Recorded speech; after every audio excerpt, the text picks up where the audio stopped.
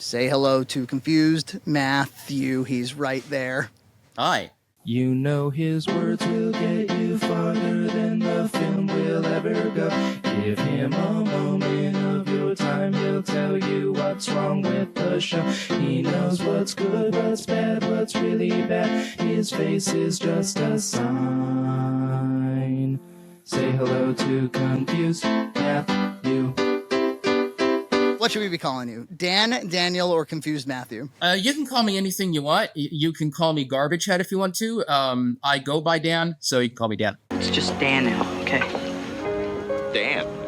So, for the uninitiated, back in 2006, there was this thing called YouTube that launched on the internet. Yep. You know, we thought it'd be fun to upload once in a while. Mm-hmm. This is before monetization. Oh, yeah. Although Confused Matthew here, Dan, he got in on the blip thing at one point, but Dan basically was one, I would say, holds a place of significance in early YouTube as I generally well remembered, although somewhat famous for his L takes, as the kids would say today. I've hated The Lion King from the moment I first saw it as a kid.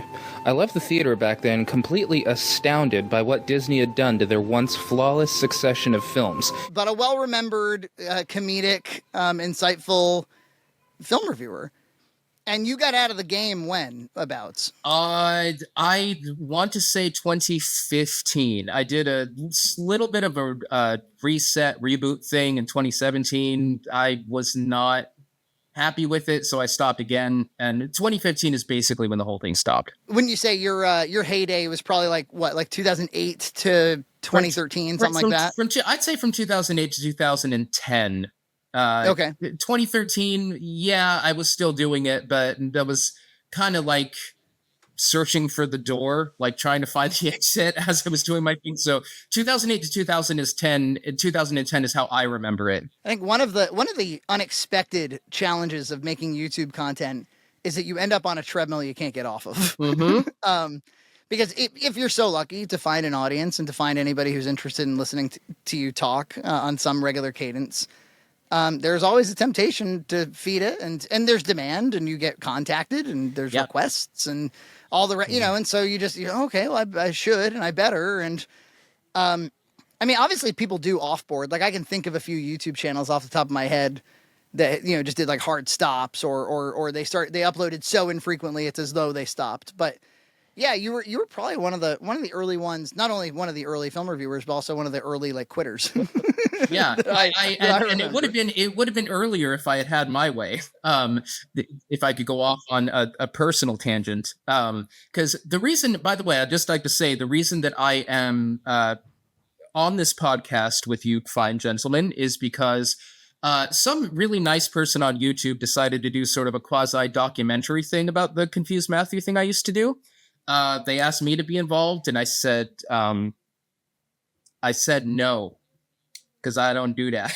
But my brother talked with him, and you talked with him, and you said some very nice things about me before the check even cleared. And so I said, I can do something for this guy. You voiced George Lucas on one of my videos and did an amazing job because you do the best George Lucas I've ever heard in my damn life. I'm glad to see Harrison again, but why isn't he fighting CG ants? I mean, these stories aren't about spaceships. Star Wars was never about spaceships. Damn it, it's my story, and just because I sold it doesn't mean... And so I figured, I can finally do a podcast with it because I don't do this too often. And that kind of leads into the story of Confused Matthew. I did Confused Matthew for fun. I didn't do it to become a YouTuber. I didn't do it to make money. I didn't do it to get my opinion out there. Who the fuck gives a fuck about my opinion except for Your Movie Sucks? Other than that, nobody cares about my opinion. Yeah, well, so if you're all out there, you know who YMS is. One of the great wrestling feuds of all time is Confused Matthew versus Your Movie Sucks. So for the uninitiated, Your Movie Sucks, gentleman, Adam, he watched Confused Matthew before he was like did anything on YouTube, and he went, this guy's a fucking moron, and if this guy can get 10,000 subscribers, I can get 500,000. And he was absolutely right. You did. Confused Matthew is actually like a very influential reviewer for the YMS channel. I watched this review before I ever had a YouTube channel, and I watched this review and I was like, if this guy can get 9,000 subscribers, I can fucking do that. That was like one of the moments for like creating my YouTube channel, was watching the Confused Matthew Lion King review and being like, if this gigantic piece of shit can get views, like, I'm not even kidding. Like, this, if Confused Matthew didn't exist, then YMS might not exist. Hats off to him. I think that's great. But he did this sort of reaction video to one of my Lion King videos. I wasn't aware of the context of this. It was just sort of a thing on his live stream that he did because he was gearing up to do his Lion King live action review. Well, excellent, by the way. Yeah, I've seen it. It's a very good. Yes, very good. Excellent. And he was sort of just talking about the Lion King, remembered my video, and he reacted to it. It wasn't supposed to be a call you out sort of thing, because he doesn't know who I am. I don't know who he is, but we know each other's work, I guess. Most of the comments were like, yeah, way to stick to that jerk off. But then a couple of them were like, why is he picking on this guy? This guy doesn't even have a YouTube channel anymore. It's little, blah, blah, blah, blah, blah. And I want to say to those people, if I have my timetable right, Adam was doing videos while I was doing videos. And he was way bigger than I was. If he wanted to, he could have made real trouble for me while I was in the quasi-limelight. He never said anything about me. I didn't even know he knew who I was. So I have no ill feelings about that whatsoever. I made a video. He can react to it if he wants to. And I thought it was funny and great and mostly right. And yeah, no hard feelings. So you feel as though if he ever was going to clown on you, doing it years after you're outside of the public, that's fine, where nobody can contact you in the first place, is probably like the more appropriate time to do it, right? That's absolutely fine. He could have done it when I was doing videos, and it would have been just as fine too, because my name is Daniel Warren. I'm not Confused Matthew. And that sort of acted as sort of a quasi shield, I guess, for me while I was doing it, because if people think that my stuff is garbage, who would know? They don't. I never told anybody that my name isn't Matthew or that I'm not really like that. So that would have been fine too. But I just wanted to say, no, he could have done that at a time where it could have mattered, and he didn't. So I thought he handled that well. He wanted to talk to me. I declined, and he was really polite and cordial about that, and he respected my privacy. And Adam wanted to talk to you? Well, yeah, because I had said, my brother and I did sort of a reaction to his reaction. We had a lot of fun. And I guess a couple of times I had said, I wish I didn't have to do it this way. I wish I could just talk to him. I was sort of saying that as a philosophical hypothetical and not as being literal, because I don't do things like this, really. I don't like doing things like this because Adam isn't here to defend. This is somebody reacting to something that somebody else said. He can't retort. And I don't like that. I'd much rather just have a conversation. That's what he did with your video. I guarantee you this. If Adam ever wants to come on the 1,000 subscriber stand-in stand channel and talk to you about it, I'll invite both of you to come on, okay? But he said, if you want to talk, we can talk. And I was like, I appreciate it, but I'd probably have a fucking heart attack if I talked to you in front of like your huge audience. And, yeah, I mean, how many millions of people? Yeah. Do you is that part of why you wanted to exit from the public sphere? Is like, are you the kind of guy that like feels some anxiety being around like public speaking and this kind of thing? It's not really who you are. In the beginning, it wasn't like that because it was so easy back when YouTube was smaller and Blip was smaller than YouTube to have your regular life and your YouTube life completely separate. After a while, it became almost impossible to do that. Like, everybody wants to know who's the creator behind this thing. And after a while, that was a little bit of a component to it. I was like, oh God, sooner or later, somebody's going to figure out who I really am. And they realize that I'm just some jerk in an office somewhere.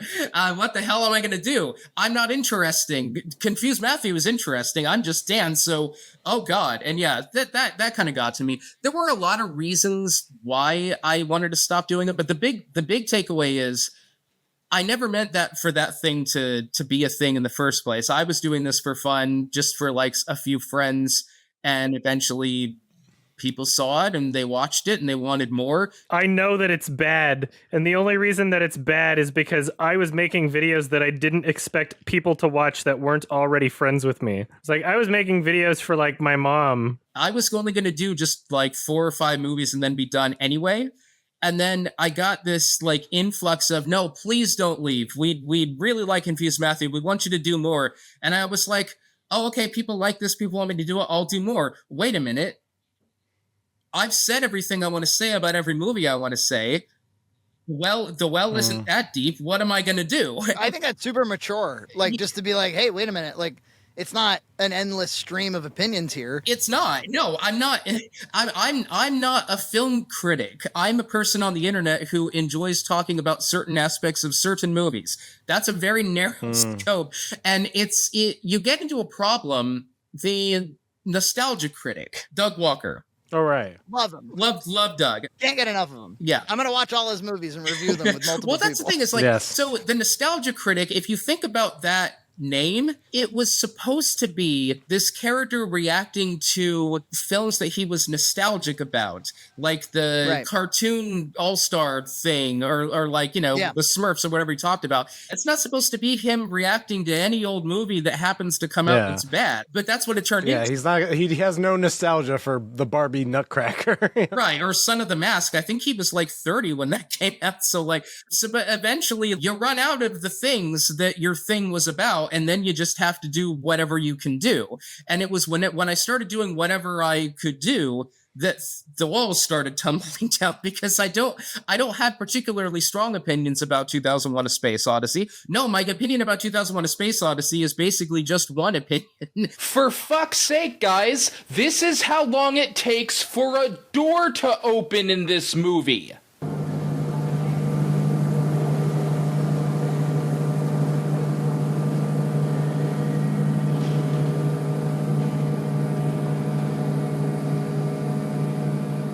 Confused Matthew's like kind of big highlight hits were, of course, Lion King, which was like the earliest one, right? It was all through this frame of like, actually, Simba is an asshole from the beginning of the movie to the end of the movie. Simba, our supposed hero and protagonist, is an asshole.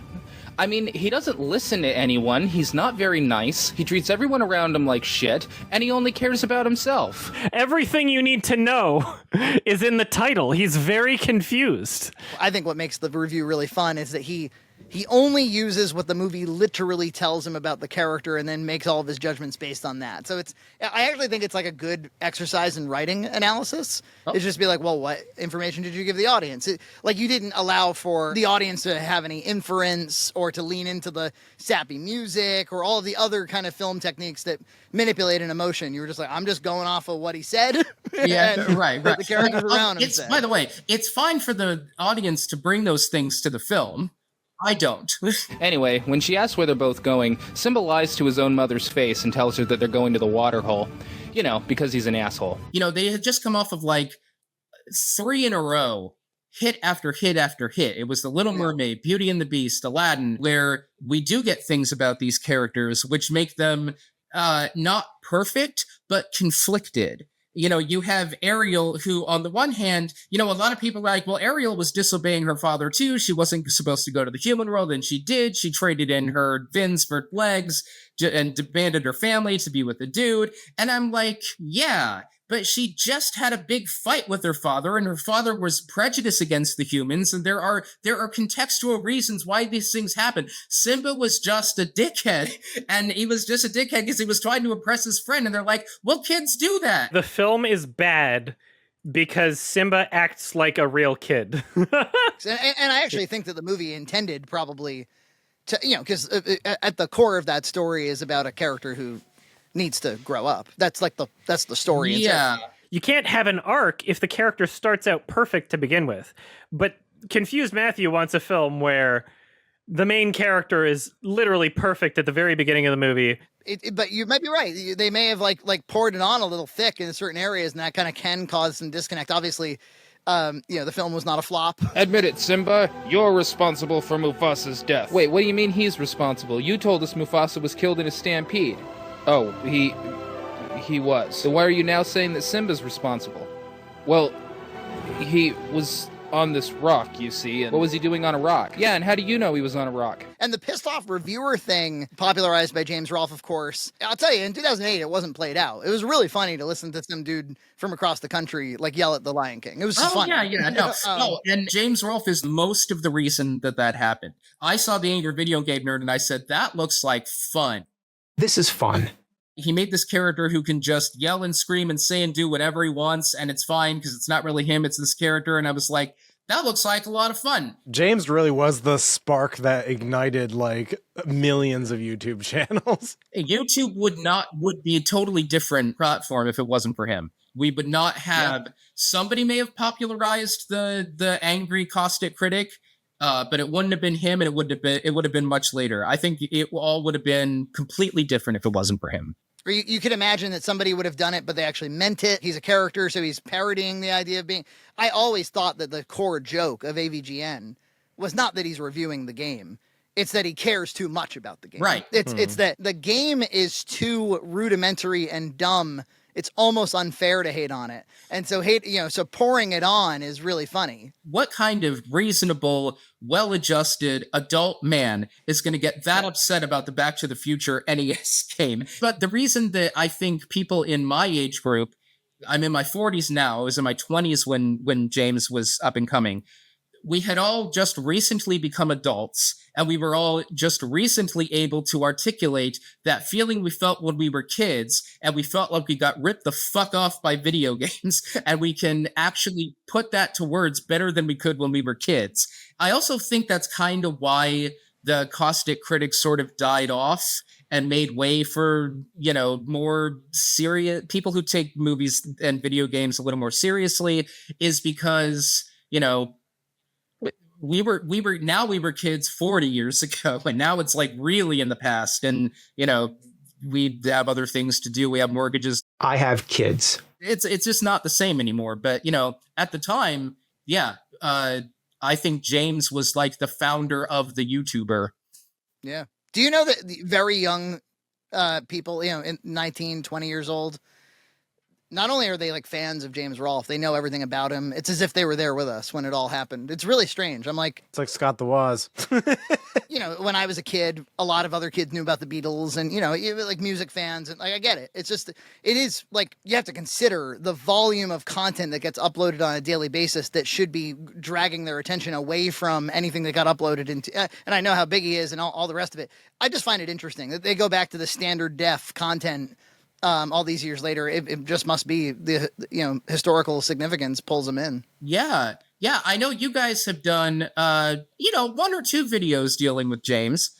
For me personally, I don't think I've watched an angry video game nerd video in over a decade, and there was nothing about James's work that made me go, oh, I'm never watching that again. I just kind of got away from it, and I just sort of moved on to other things. I think if you polled a bunch of people from that time period, it's like The Simpsons or, I talked to a lot of people. Like, I still watch South Park. I'll talk to somebody and they'll be like, oh, I think I stopped watching maybe in like 2012. Yeah. I'm like, oh, wow. Yeah. Like you stopped watching like half the show ago. Yeah. Yeah, most of the YouTubers I follow, like they're still going on. I dipped out of most of them. It's just you get into seasons. You get into seasons of things you want to watch. Like in this era of my life, I'm really into this, and then you drop off, and then you sometimes even like dip back and you see, oh, what are they doing? And you enjoy it, but it's not the same. Right. So Lion King, and then where we connected, of course, was you did what was ultimately a feature-length review of the prequels. If you watched all, Phantom Menace, Attack of the Clones, and Revenge of the Sith. The day that Star Wars Episode 1, The Phantom Menace, was released, I was really, really sick. My brother and all of our friends got to go see it on opening day, while I was stuck at home with a box of Kleenex next to my nightstand and a bucket on the floor for me to throw up in. As it happens, I had a better time than they did. And the reason I became aware of you was not because YouTube's recommendation algorithm was really good in 2008. It wasn't. In fact, I think back then, somebody manually, put the front page together. It was because you commented on, I did, how George Lucas might fuck up Indiana Jones 4. It wasn't even the jury was still out. The movie hadn't come out yet. So if I want to paint my house green, even if everyone else thinks it should be red, guess what? I'm going to paint it Jar Jar. And you had left a comment on that, and it said, I see your little blonde-haired boy avatar. I think it said, you done confused Matthew proud, boy. You done confused Matthew proud, boy. Yep, you remember. Yeah, and I was like, all right, I'm going to click that. And then I was greeted to the prequels reviews, and I just found them really funny and really insightful. And here's what people need to understand. It was before Plinkett. Yeah. It wasn't just before Plinkett. I think it was like 3 years before Plinkett, or maybe 2 years. It was like a while before Plinkett. And I was flabbergasted by the fact that the runtime exceeded the runtime of at least one of those movies. I was like, wow, you can do that. Because here's another thing people need to know. You couldn't upload past 10 minutes back then. That's right. So so Dan's putting up like 10-minute chunks, and then he would do 3. So you have a half hour for Phantom Menace so it wasn't quite as deluxe as the Plinkett reviews, where like each one was feature length. What's Naboo? Is it part of the Republic? And if the answer to both these questions is yes, then why is the Republic trading with itself? How is it beneficial for the Republic to cut off trade with itself? Why does a Republic have a queen in it? I just thought it was incredible that I could like sit there. That was probably the first time I spent like a dedicated, lingering amount of time on YouTube watching content. Wow. 'Cause again, like it's hard to put people like back in this mindset. I saw this week, EJ, did you see this too? Like Variety put out a thing, watching YouTube on TV now outpaces mobile and web. But back then we were still considering it kind of like, oh, this is like a place where you can like host maybe some viral content, maybe a funny little cartoon. I've said before, back then it was the public access of the internet. And it really was like that. Just these low budget, fun. And you were a proud contributor. I was a founder. Well, even like the Plinkett reviews were in like parts, right? Because it was like part 1, part 2. And you had a website, didn't you? I had a website. I was really comfortable on Blip too, because nobody watched Blip. I felt really safe on there. You got no. Well, I remember what you did was, because I subscribed to you. I probably am still subscribed to you, actually, because I don't really unsubscribe. I subscribe strategically, and then I'm committed generally. But when I unsubscribe, it's a big deal. So it's like we had a falling out in that channel. I remember you would upload a little trailer, which James Rolfe did too, to point people towards Screw Attack or to game trailers. You put up a little 10-second thing of like, this is what this is going to be about. Or I think it didn't even give you a preview. I think you just had like, it was your picture, it was the movie, and maybe a little bit of music, and you would send them off to Blip. It was that at first, and then I actually started doing little trailers featuring actual video with like music in the background. And the funny thing is, I was not enjoying my time doing videos on Blip at all. I enjoyed making those trailers more than any of the videos I actually made. Really? It was, because they got to be a little bit artistic. Yeah, right? they did. And I got to pick. I did one for Pan's Labyrinth, which is a movie I liked. This wasn't a negative. Yeah, right. I remember that one. And I really liked that trailer. I thought it came out pretty well. And yeah, I was happy doing the trailers. I was miserable doing everything else. I never missed the Confused Matthew. I remember being on the bus to Boston and watching a Confused Matthew on my laptop or phone. Into 2015 easily. Wow. So there was that one, and then Minority Report was your least favorite movie of all time. Still is. And you dug into that one real hard. Minority Report is the worst movie I have ever seen in my life. Watching it is one of the worst experiences I have ever had in my life. I'm sure there are worse films out there in the world, but this one hits every nerve I have when it comes to what I hate about bad movies. Were people pissed off about that one, or did they not care? They did not care. They were a little upset that I compared Steven Spielberg to Hitler. But I'm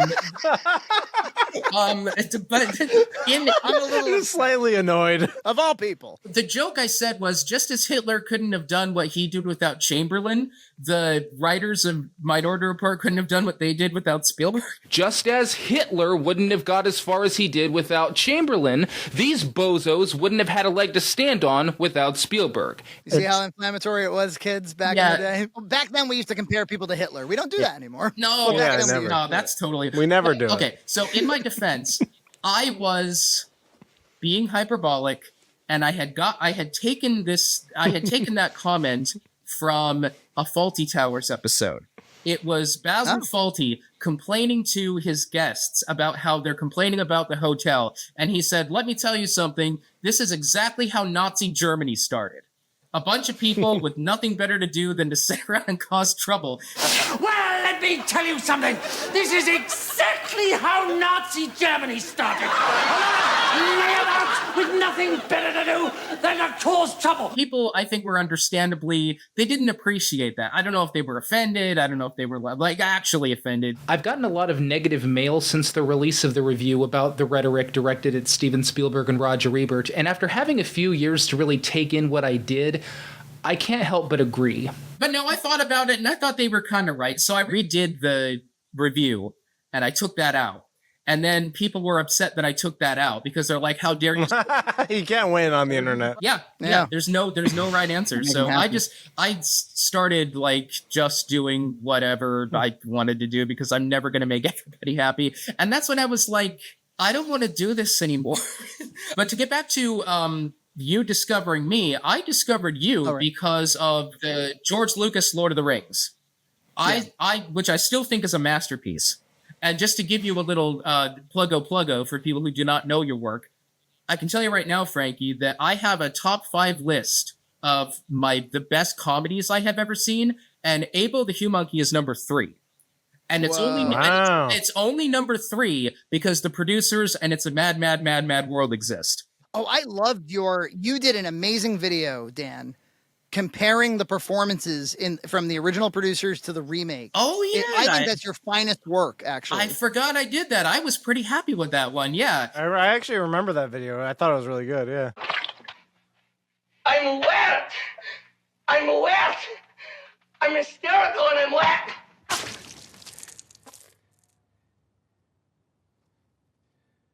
I'm wet. I'm wet.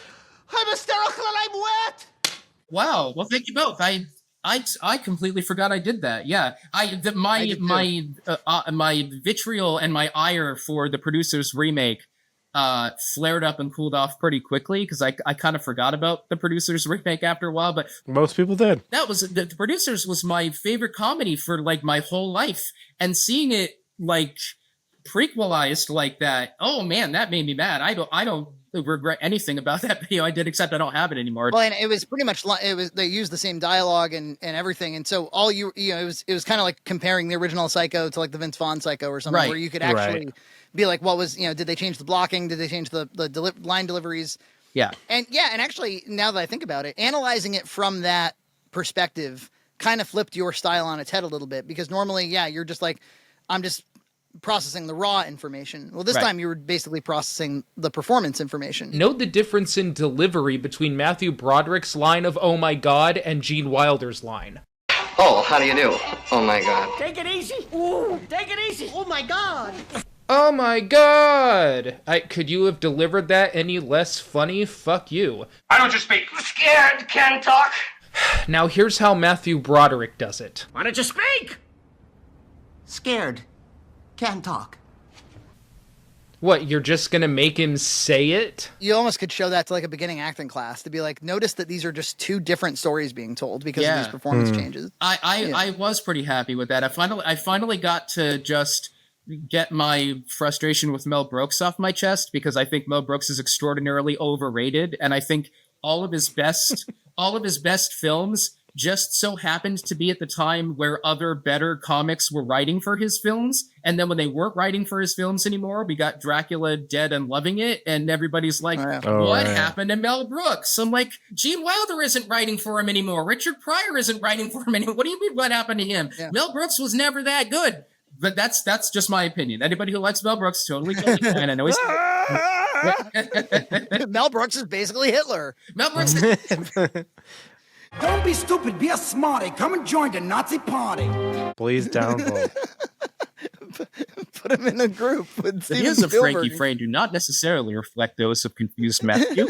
So then, I remember 2001: A Space Odyssey, because obviously that's like a big AFI top 10 kind of a movie. It's a firm place in film history. And you weren't afraid to be like, I don't know, I found it fucking vapid and stuff. I don't know, people always characterize it as you weren't afraid. If somebody watches my 2001: A Space Odyssey review and they don't like it, what are they going to do? Say mean things about me on Reddit? There's just the social pressure to not cut against the grain that hard. It's you cutting against, you say, fuck them. They're all Hitler. At that time, this was still when Confused Matthew was just Confused Matthew. Nobody knew that I was Daniel Warren. They can just direct all their vitriol to that other character, and I'll just go off and live my life.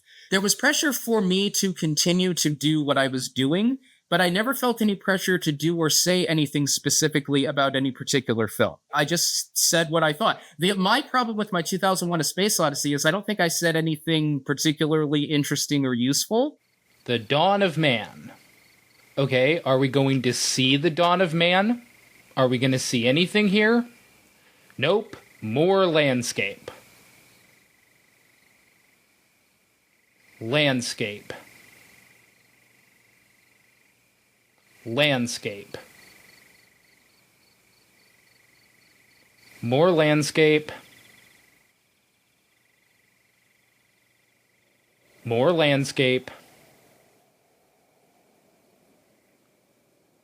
Landscape.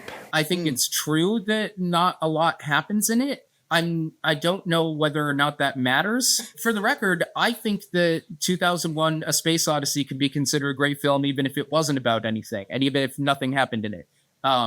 Just by virtue of the way it was made. No sci-fi film had ever been made the way 2001: A Space Odyssey was, and after that, they were all made that way. And we can argue about whether or not the ending meant anything or the screenplay meant anything, but you can't take that away from it, and that's a lot. I feel like you could almost say the same thing about all 10 of Kubrick's movies. Yes. The thing I always say about Kubrick is, like, the dude made movies his entire life, and he made 10 movies. It's not, Tarantino's got this thing about 10, like, I'm going to stop at 10 and stuff. And so Kubrick was that guy who, like, there's almost this mathematical precision to his filmography. But he was making Spartacus as a very young man, and until the day he died, he was making movies. Tarantino is an interesting comparison because Tarantino hasn't made very many films, in the grand scheme. But if you compare his work to Kubrick's, Tarantino makes the same kind of film every time he makes a film. They're all different, but they're the same type of there's a backbone, right? That is recognizably Tarantino every time. Kubrick never made the same film twice, ever. I think, as far as directors are concerned, Kubrick only had one peer, Alfred Hitchcock. But Hitchcock only made one film, and he made it over and over and over again. Kubrick made every kind of film. He made comedies, he made dramas, he made war films, he made sci-fi films. Horror films. Yeah, horror films. Any genre that he could get his grubby mitts on. He wanted to make it, and he wanted to make it better, and he wanted to make it different, and he did. Even if you don't like one or two of his movies, or maybe you don't like the majority of his movies, I think they're all worth your time. Every one of them was cared for by an incredibly intelligent, very hardworking, crazy person. Yeah. Pretty abusive to his actors. You can't say anything about his ability as a filmmaker. I mean, he was the filmmaker. The thing that got up my ass about 2001, I read this whole thing about Nick Meyer's writing process when he was writing Star Trek II, which I think is a fantastic film. I don't know if it's like Kubrick level, but it's a good film. Better than any Star Trek film had any right to be. I mean, it was thoughtful. It was artistic. It was great. It's amazing how little money that film had, and it doesn't feel like it because the writing was so good. And Nick talked for like 48 minutes about how he hammered out that screenplay, just spending night after night after night, rewrite after rewrite, thinking about how all these things, come together and work together and relate to one another, all the story beats, all the character interactions. And then I watched something like 2001: A Space Odyssey, and everybody's like, well, what did that mean? And Kubrick's like, well, what do you think it meant? And I'm like, this guy over here did all this work to get this screenplay out. You're over here just throwing up like freaking fridge magnets and saying, seeing where they land and saying, what do you think this means? And you're getting as much more credit than this guy. This guy worked for what he wrote. My opinion is, if you have to do that, then that's an excuse for not having any writing talent. That's just throwing up pay no attention to that man behind the curtain, which isn't true, but that's how it comes across to me. Well, yeah, I think that it's a question about credibility. When you have big questions about a movie, do you have trust in the artist that there was intentionality behind it? Intentionality that maybe they're not being forthcoming about, but there was some kind of intent. There is something to look for. Yeah. That's the question. Yeah. Like, did he put something in here that I should be looking for? or did he not? And he's got me on a wild goose chase. Because there are definitely movies where they just have you on a wild goose chase, and they'd like you to infer that there's something genius here when there's not. Matrix sequel. Kubrick, I just think, has built up the credibility to be like, well, there's probably something here if I... Yeah. David Lynch is another one, I think. Like yeah, that. David Lynch is... I don't think David Lynch was all that concerned with whether people thought there was any meaning behind his films or not. No, he just didn't want you to watch it on a phone. Right. Get real. It's such a sadness that you think you've seen a film on your fucking telephone. Get real. Good on him, though. I was pretty sad when David Lynch died. He was another. Oh, yeah. He did his 3-hour masterclass, and he talks about ideas. It's like 3 hours about ideas and where they come from and how they come to you and what to do with them and how to make space for them. It's like a beautiful.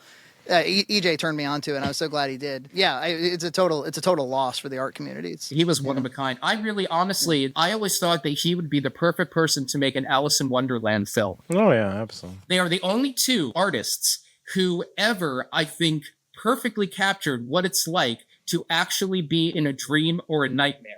Where it's these complete non sequiturs and nothing makes sense, and you're the only one who seems to notice that it doesn't make any sense, and everybody else is acting like it's normal, and it's this weird something ain't quite right here. Or in some of Lynch's films, it's obviously not right, but a lot of the times it's more of this subtle loathing dread. We never get to, go dreamy or anything. And I look at what Tim Burton did with the Alice in Wonderland films, and I'm just like, this guy's just playing at a David Lynch style. David Lynch was the real deal. He's the one who should be making these films, and I'll always regret. He never would have done it, but I always regret. I'll never see the Alice in Wonderland with David Lynch. Yeah, maybe there'll be a garish AI version of it that we can. That would be nightmarish. Yeah. Yeah, I remember you and I DM'd on YouTube. I always talk about this, how YouTube used to have a DMing platform, actually. And so you could connect with other creators a little bit more easily. I don't know why they got rid of it. Maybe it wasn't. Yeah, you could respond to people's videos with your videos. It was crazy. You could do video responses. And I sent you a letter. A letter. I sent you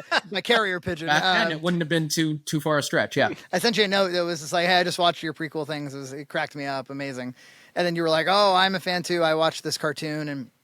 And then we became friends, and it's pretty awesome. We haven't lost touch for like what has turned, is going on 20 years. It's kind of incredible. I've been happy to follow everything that you've been doing because I think you're an exceptionally talented filmmaker. I like all of your films. I have a special place in my heart for Abo, and I have a really good idea for a sequel for that film if you're ever in the market for something. Oh yeah, I would love to hear it. I have some of my own content. Perfect, excellent. We've come up with some titles. It's really funny. The very first time that you messaged me, because I thought I'm going to message this guy. This like George Lucas does the Lord of the Rings has gotten so many views. He's never going to notice what I said. And I got your message, and I said to I texted or called or something my brother, and I was like, you're not going to believe this, but Frankie Frame, the guy that did The Lord of the Rings by George Lucas, he contacted me and he watched my stuff and he liked it. And he's probably talking to one of his friends saying, Confused Matthew messaged me and he watched my stuff and he liked it. And I'm like, no, he's not. Yeah, no, totally. Of course. I've said like, we're going to have Matthew on the podcast, and a few people are like, oh my God. Because, you have made yourself a scarce commodity. So thank you. This is very kind of you to show your mug on our podcast. Yeah, I don't do too many of these. I'll do it I'll do it on special occasions for friends and close family. And just to give another little plug, I'm wearing my Yahtzee Croshaw Fully Ramblematic t-shirt.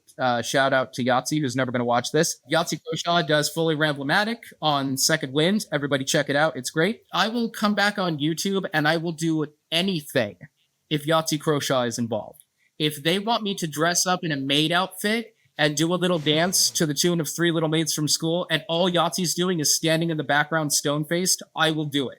So there's just a... You heard it here, folks. That's really the message that Dan wanted to get out there to the public today. Yes. Yeah, back when he was on the Escapist, like R.I.P. The Escapist, or it's probably still around, but it might as well be dead. Yes, but I'm not public speak good on camera, so, Could have fooled me. Yeah, could have fooled me. Yeah, it's 100% nervous energy and dread. Well, that's compelling. That's compelling. It takes a lot out of me, man. You can't tell from that side of the camera. I don't say very much. I'm a very low-spoken a man of few words. You're definitely low conflict, I've noticed. Like you're not in the mood to be, you're not, I wouldn't call you a disagreeable personality type. Let's put it that way. I've never really seen the point in arguing about opinions. Well, we can discuss opinions, but the people who are like having beefs with other people because of their, as you put it, L takes, as the kids said. This is why I didn't do the Doug Walker Moulin Rouge response thing. For the people who don't know, Doug did a Moulin Rouge review. Everybody wanted to know what I thought about it because I do YouTube and I like Moulin Rouge. And so for some reason, these two things are related and we need to have an argument about that, according to my viewers. Right. And so I was like, okay, fine, I'll do it. Okay, fine. And I contacted Doug and I said, can I use some of your footage and respond to your thing? And he sent me a very nice email and he said, yeah, absolutely. Use whatever you want. Credit me, don't credit me. I don't care. You can just say whatever you want and get it off your chest. I said, no, thanks a lot, dude. And I was writing my thing about my opinion, about his opinion, about Moulin Rouge. And I was sitting there and all of a sudden I said, you know what? This is completely ridiculous. I'm writing all of these points as if Doug doesn't even understand his own opinion. What is this for? And I didn't do it. I'm not the kind of person who will argue with people that their opinions are wrong. I may argue with people that their opinions are misguided or here's how I see it, but getting into it with people and like, I guess, quote unquote, like Twitter beefing with them, I just think it's ridiculous. Generally speaking, I really enjoy standing on two different sides of the line on an issue and just having like a long kind of like cordial conversation about it. I was recently on a stream and the two of us were on different sides of an issue. And I don't think you could even tell we disagreed, and we actually disagreed completely. Like it was an incredibly cooperative conversation, and those are just I actually find them more fun. I found that the audience responds extremely positively to them too, because there's this prevailing wisdom that conflict sells, and of course it does. But honestly, I think deep down, audiences actually want to see people just have like constructive, thoughtful, in-depth conversations. They find those more interesting. And your interaction with Doug sounds exactly like a lot of people's interactions with him when they ask for something from Doug. He's like, yeah, go ahead. I'm down to clown. It's fine. We have an example from just recently. We watched Kick-Assia. We reviewed Kick-Assia. We went in kind of burying it a little bit. And I've had to watch it like 5 times. I'm like, nah, you know what? I like Kick-Assia. I'm with everybody on this. But I understand that the sequels are like green screen trash and they go on for 4 hours. And so we'll see how far my charity goes. But we were saying like, this movie Kick-Assia would have a good home on VHS because some of us are legacy media collectors. And we just released a box Mac VHS, and it actually sold it sold a lot better than our Blu-rays. Let me put it that way, because people just like the novelty of this is really strange that this exists, and and there's only gonna be 50 of them, and I want one. And so the dude Levi, a friend of ours, who edits for us and everything, I said somebody ought to contact Doug and see if they can do a VHS release. And I didn't think anybody would be serious about it. So Levi contacted him, and Doug got back to him right away. It was on Facebook. I guess Doug's like very responsive on Facebook. Boomer. He was like, and honestly, you didn't even have to ask. Like, go ahead, whatever. I don't care. Like, Doug didn't give a fuck. Right. I was watching your guys' video about that other guy's video about Doug. I can't remember what his name is. That pretentious guy, whatever his name is. Folding Ideas or... Oh, Folding Ideas. Oh, yeah, Dan Olsen. Yeah. Right, yeah. And I'm watching Dan Olsen's thing, and whether or not anything Dan Olsen said about Doug's work is correct or not, I'm thinking to myself, between Doug Walker and Dan Olsen, who would I rather be stuck in an elevator with? And I think if I was stuck in an elevator with Dan Olsen, I would throw myself out of that elevator and down the shaft. And Doug, we'd just be, hanging out talking about garbage and making each other laugh. Dan Olsen would never let me put his movie out on VHS. No, that's his job. He's got a reputation to protect. Doug's just a guy. He just does what he wants to do, and that's great. I think the reaction to Doug's The Wall thing was so blown totally out of proportion. And I don't know if you know this about me. I used to be a Pink Floyd junkie. When I was in my 20s, I was a huge Pink Floyd fan. I like The Wall. I think it's a little overstuffed, but it's a good album. But most of all, I did know what The Wall was about, and I knew the context about that. So when people were like, Doug doesn't even understand the album, and he spent 48 minutes not understanding the album, and he could have Googled this before he did it. What really is his crime here? A guy was wrong about The Wall for a minute. He wants to make art, but he can't because he's a fundamentally incurious person who isn't much interested in what other people think or feel, and all his ideas boil down to, what if Batman met Mario? This is the worst movie review I have ever seen. When I first tried to watch Doug Walker's The Wall, this is what happened to my computer, so clearly it was trying to protect me. This makes me cringe. It's embarrassing. I think that there's a social phenomenon, and maybe the same is true of friendships or relationships, or they may be like marriages that fail, or whatever, where you tolerate certain behaviors for a really long time. That's just who that person is. Doug is sometimes a little doofy with his analysis, or he's a little one note, or the joke's a little off the mark, or he always, for some reason, the white balance is always fucked up on a Doug video. It's always blue or yellow. Yeah. I've heard James Rolfe say once or twice that he doesn't have any time for anything. What's that? Anyway, whatever. I'm sure he doesn't have any time. It goes on for like 5, 6, 7 years. And kind of one day you go like, you know what? You got the wall all wrong. In fact, you got everything all wrong. Fuck me, dude. This is the worst fucking video I've ever seen in my fucking... I hate this video. I fucking hate this video. I don't think they're mad at that one video. I think that there was some kind of groupthink breaking point about some of the patterns that had been tolerated up to that point. And I think some contributing factors might be that, like, YouTube by that point had improved a lot. Like, there were a lot of better creators. You didn't have to tolerate some of that. Yeah. And then all it takes is like one smart guy out there, or one funny guy out there, one funny podcast or something to voice the concern. And everybody's like, yeah, you know what? It's similar to like Tina Fey impersonating Sarah Palin. And that she's just fucking done after that, Right. Because you voiced something that everybody was feeling, and now they can't unsee it. But with Doug, I do think he's made like a huge recovery, because like all great people, he kind of just stuck to thine own self be true. Yeah. He was like, I'm not going to let this trip me up. I'm going to make content that I enjoy making. I'm going to make it for whoever wants to watch it. But I just feel so thankful and so blessed to have this job and to have y'all as fans. It really just means the entire world to me. So thank you so much. Even when stupid little things like computers not working or cameras deleting all my footage and stuff like that, even when stupid little things like that happen, just y'all really do make the biggest difference. So just thank you so much again. And eventually people have started to come back around and respect the grind. I think you're probably right about that. As a matter of fact, I remember I did in one of my low points on Blip. I had to talk about something, and I didn't have movies that I wanted to talk about anymore, so I was forced to talk about just films that I didn't like. And I didn't like No Country for Old Men. Still don't.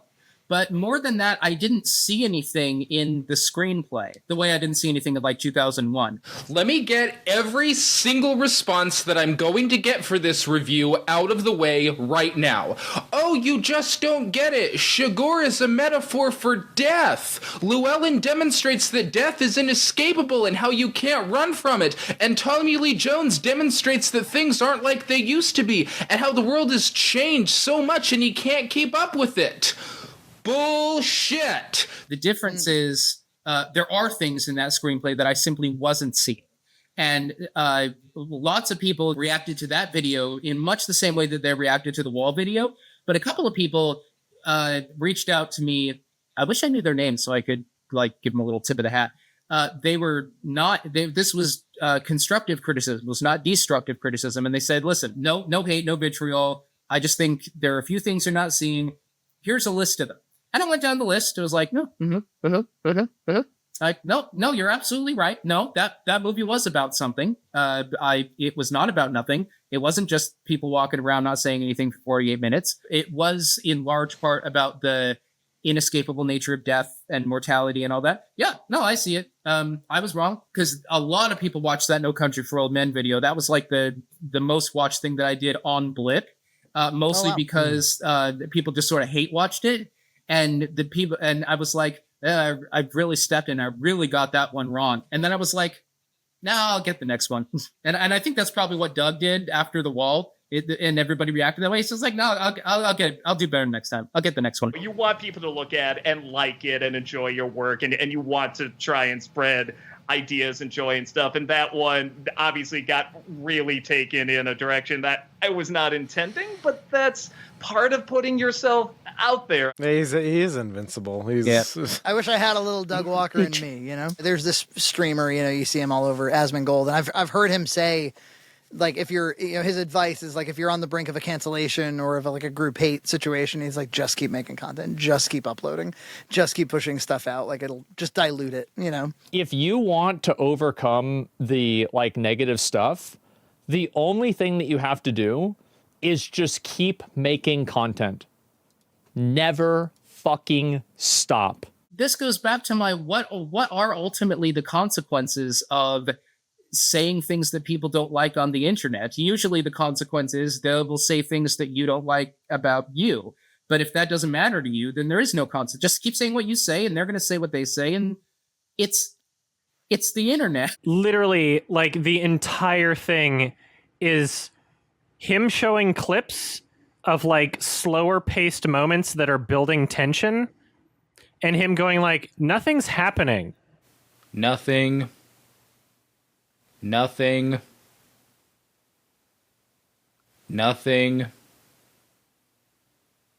More nothing. Subscribe to Red Cow Entertainment on Patreon for full episodes every other week. Landscape.